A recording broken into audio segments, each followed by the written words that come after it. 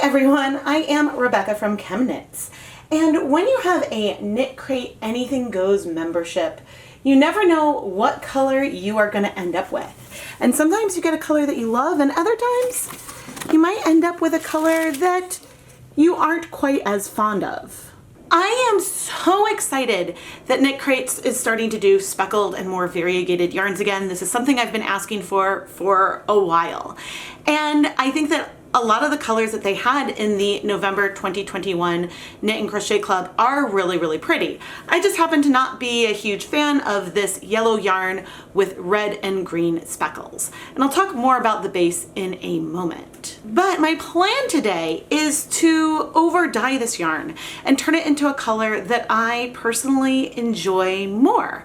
Because when you're getting a mystery subscription, sometimes you might not like the color that you get, and you have options. You can trade the yarn, give it away, or you can over dye it to turn it into something that you will use. I am a KnitCrate affiliate, which means I have an affiliate link, and I do earn commissions when people use my affiliate link or coupon code, which are down in the video description. And KnitCrate does send me the Knit and Crochet Club and the Sock Knit and Crochet Club for free every month for me to unbox and review.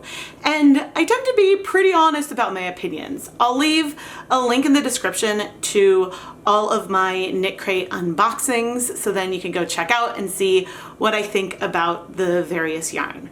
But let's go take a closer look at this yellow friend. This is the Uru Cozy yarn by KnitCrate in the colorway Fruit Tea. The yarn is 45% Huacaya alpaca, 45% suri alpaca, and 10% Stellina. It is a super bulky weight yarn with 55 yards per 100 grams. And it's non-superwash, so it's a hand wash, gently, dry, flat type of yarn. When I first unboxed this yarn, I noticed the color. It is a sort of dirty golden yellow that is somewhat reminiscent of tea, and then it has these warm red and cool toned green speckles on it. And if I look at this colorway and the green that was also in this collection, it looks like the green is the same as the yellow colorway with blue added on top. And I actually like that green a lot. And so that's the treatment I am going to do. I'm going to try to over dye this with some green. The thing about this base that is surprising to me is the 10% Stellina content. I'm using a softbox right now, so it can be hard sometimes to see sparkle and shine. But if I bring over, say, a flashlight, I don't know if it's picking up on camera, maybe a little bit. There you go, you can see near the fold. There are some, okay, in that little red patch you can see over here. You can see a little bit of the sparkle. It is extremely subtle. And I think a huge part of that is because of how lofty this yarn is. I am going to over dye 100 grams of this yarn because I want to compare the finished yarn to the original colorway. So I'm going to keep one of these in reserve, and maybe we will go ahead and dye this using the same amount of dye at the end. So that is something I'm considering, but I'm only going to dye 100 grams of the yarn. And I think I like the random placement of these speckles. There aren't very many of them. I think that this yarn in the samples will knit up really beautifully. So I'm not going to do something complicated. We are really just going to over dye this with some blue and cross our fingers that we'll get to a color I like more. I am going to pre-soak this yarn for about an hour in plain tap water at room temperature. There is no acid in here yet. And I don't know if what I'm about to do is going to work the way I'm hoping. And that is because this is a 90% alpaca yarn. It's non-superwash. If this yarn were superwash wool of any type, I would be pretty confident in my ability to over dye this color, which is not extremely pigmented. But since this is alpaca, which needs more heat and time and acid to absorb color, I don't know as much about what the limits are for how much color it can absorb. But we are going to try, and I want to make sure the fibers are really well saturated. I don't care if the coverage is perfectly even, but I do want to get as much coverage as I can and be relatively gentle. I am gently pressing it to try to remove some air because I am noticing that even after just a minute, there are some dry patches in here. So while we soak, I might come and do that periodically. I have overdyed a lot of other yarn here on my channel. I have a whole playlist that you can check out. But if you'd like me to overdye specifically more KnitCrate yarn, I'm happy to do that as well. This base is interesting for so many levels. I would love to have a bare version of this base to try to create my own magic on it, but unfortunately that's not available to me, so I will be overdyeing this one. But while I'm in front of the camera, please make sure you're subscribed to the ChemKnits Tutorials YouTube channel and turn on notifications so you never miss a new video. I have hundreds of yarn dyeing videos, and while most of them aren't specifically overdyeing videos, a lot of those techniques can be applied to yarn that already has some color in it. So it's worth checking out, and I post videos at least twice a week and you don't want to miss any of them. In this stainless steel dye pot, I have 16 cups of water, and I am going to add 6 tablespoons of white vinegar. 4, 5, 6, because as I said earlier, alpaca will need more heat and time to absorb. The color I have chosen to use today for overdyeing is Dharma's Frozen Blue, which is a color that I love. It also happens to be a premixed pastel, so I should be able to build it up a reasonable amount. We are going to start with 100 milliliters of a 1% stock solution, which is equivalent of 1 gram of this frozen blue dye. And I'm just quickly going to rinse out my graduated cylinder. In the past, I believe that I've dyed yarn close to a 2% depth of shade, which would have been 2 grams of dye per 100 grams of yarn with this color. So I know on bare yarn, I can use more blue, but I don't know about on alpaca yarn, so we'll start here and then see where we go. I'll try to show in a second. There was like a tiniest hint of color in the pre-soak. Not enough that I would usually worry about by any stretch, but yeah, I just wanted to point it out. Okay, so dunking this in, the dyes aren't really sticking at all, so it's hard to say the color that we're going to. If you look at the yarn beneath the surface, this is, since this blue is bright enough, this is the blue I often use for neons. It's possible this could bring us to more of a true green type color. The only thing I really hope is that we don't have some big dry pockets in here. But you know, if I lift it up right now, it's looking very like lime green. So I'm hoping as I stir it, well, things are still cold. There's no heat here yet. I'm hoping that while we might see some of that green, it'll also be, I mean, it's looking beneath the surface like it could almost lean teal, which would not make me mad. So I'm now going to turn on the heat and we are going to start heating this up. And if I need to, obviously, I will add more acid and I will keep an eye on it for bubbles. I realized I did not set a timer, but I wanted to come check. Okay, there's a lot of blue left. We are now at like a pea green type color. We are not yet warm. I do want to be very careful with how much I agitate the fiber in the pot. But we are, I think, more like the green right now that was in the KnitCrate originally. And hopefully we will absorb more of the blue as this heats up. But I'll check back in 10 minutes and that'll probably be the next time I stir it. Ooh, this is looking really green. Ironically, the ties are absorbing a lot of color. There is still a lot of blue in there. We're now more at like a grassy green. The reds are still looking very red. I don't know if I noticed the green speckles at the moment. That red was just so pigmented and contrasty. I wonder now if this is gonna end up feeling Christmassy. I think I was hoping that the reds might shift a little bit purple, but we will see. I am going to add 3 more tablespoons of white vinegar to the pot just so we have a little bit more acid. I still don't think it's that warm in here, so it's not a problem that there is a fair amount of color left. But now I'm gonna wait 20 minutes, keeping an eye on this. If it starts to simmer or bubble, then I will reduce the heat, and then we'll check in again. It has been 20 minutes, and we are looking very, very green. There is minimal to no color left in here. I realized in the middle that the yarn may end up feeling a little Christmassy with the pops of red on the green base, but the pops of red are feeling more burgundy. So it could be Christmassy, but it could also not feel very Christmassy maybe. We'll see when it's dry.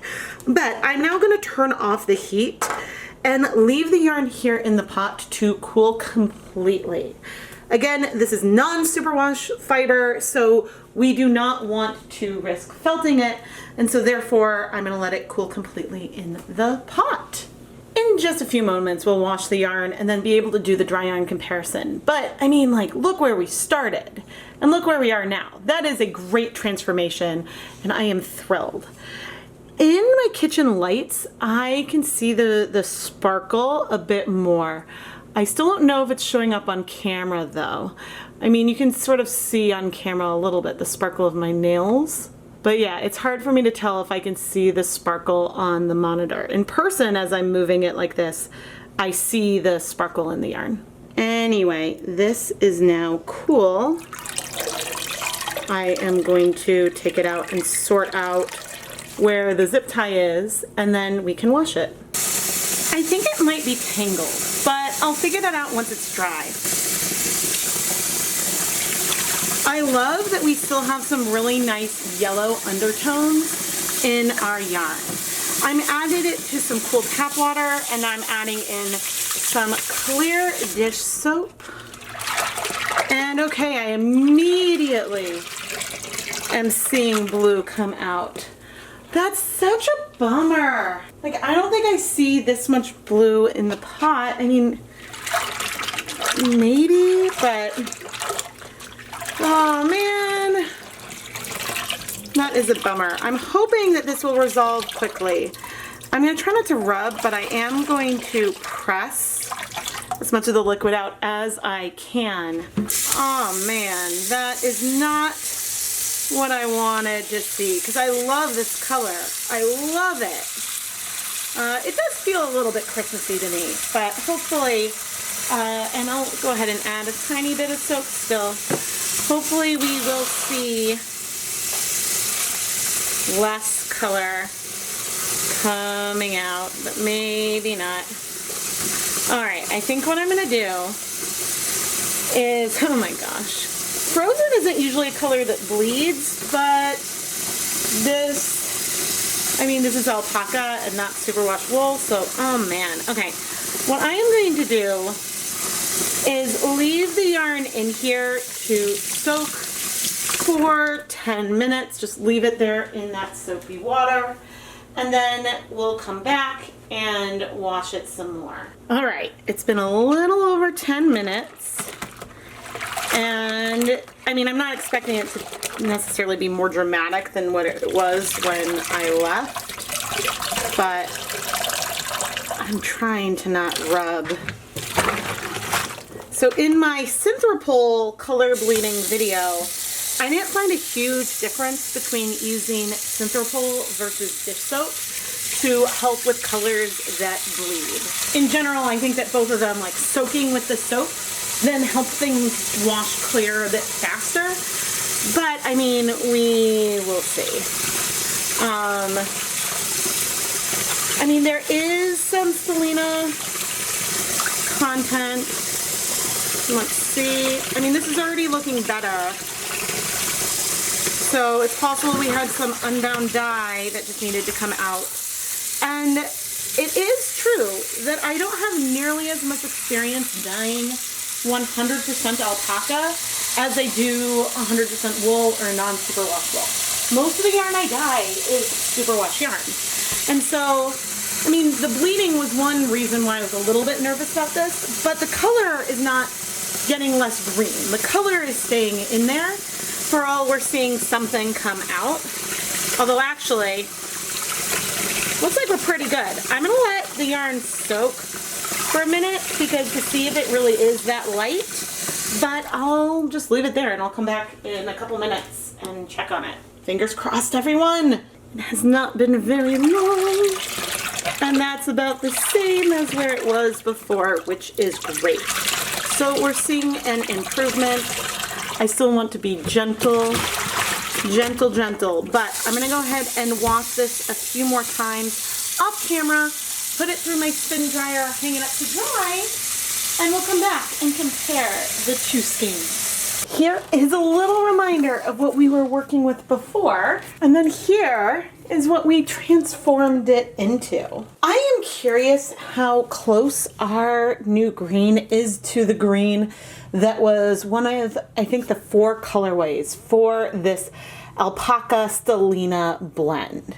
Now, as for our shimmer, let me get a flash. Yes, when I bring the flashlight in, I actually see the sparkle. It is super subtle. I don't know if it's showing up on camera at all. Maybe some hints. I don't really see it on the monitor, but in person, when I move the light, I can see the little sparkle and shine. So it's there, and it's super, super subtle. Again, it's an interesting choice. I think that these colors are so earthy that the sparkle doesn't really do much for me, but it's a very interesting and unique base, and so I am very intrigued by it. I think I would enjoy this little bit of sparkle more with something cooler toned, but that's just me and my personal preference. I like this green so much more. We still definitely have red speckles in here, and you can feel some of those yellow undertones. What was the other color? I guess the green speckles on here, or these like bluish green speckles on the original, have mostly disappeared, or maybe they just appear really, really dark in some places. Now, I don't think our yarn absorbed all the color. I'm trying to remember. It was a couple weeks ago that I did the overdyeing. I do know that there was some bleeding. We were able to get that to resolve, thankfully, and the integrity of the yarn handled the dyeing process pretty darn well.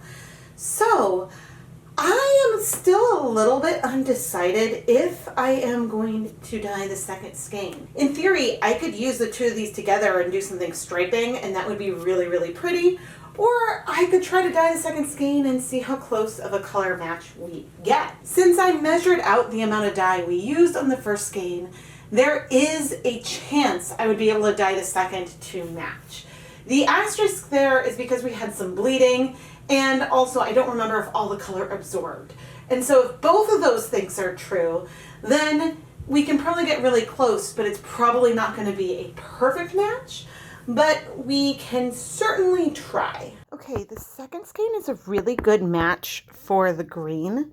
But what's odd is that the speckles here this one feels more speckled than the first one. Like this one, the speckles feel very like few and far between. But as far as and actually now that I'm moving it around, this one feels a tiny bit more glazed with a little bit more yellow showing through. So there definitely are some differences when you dye your skeins one at a time versus in the same pot, even though you can have dye lot differences when you're using the same pot. So I think that, I mean, I always say this, but with these two, if I'm going to use them both in a project, I would alternate skeins just because that way it blends them a bit more and makes it a little bit less obvious. And the color's off in here, and the color is definitely more yellow-green like I showed previously. Yeah, the difference in the speckles is interesting, but the green is pretty close, which is good. Because even with like some bleeding and stuff, which I saw less of it on the second skein, you never know if it's going to feel like a different dye lot. I am very, very happy with this transformation and would like to give KnitCrate a huge thank you for sending me their yarn every month for free to unbox and share. When you pick a mystery anything goes, there's always a chance you're not going to get something that's your favorite color. And I believe that color vibes are still available with KnitCrate. So each month after the reveal around the 20th, you can go and change your vibe so that way you can get your preferred color for the next month. Or you can even skip a month if you're not into the base that month. Now, I will say that recently, so my December KnitCrates arrived in December and my November KnitCrates arrived in November.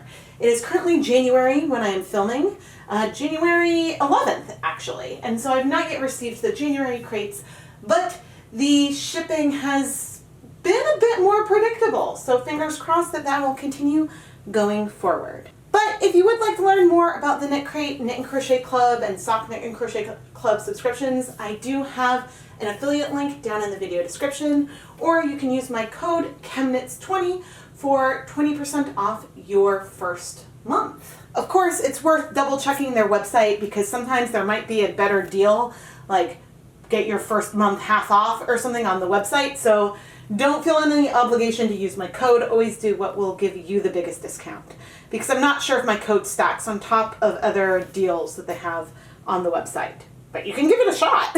Don't forget to subscribe, like, turn on notifications. I am Rebecca from ChemKnits, and thank you so much for watching.